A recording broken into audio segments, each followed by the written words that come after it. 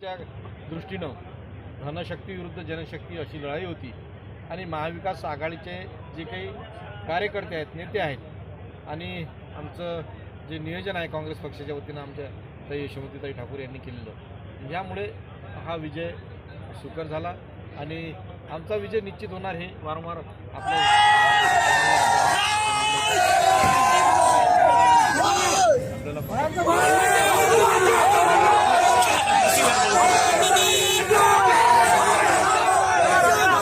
जागेसाठी सभा झालेल्या होत्या, काय सांगा?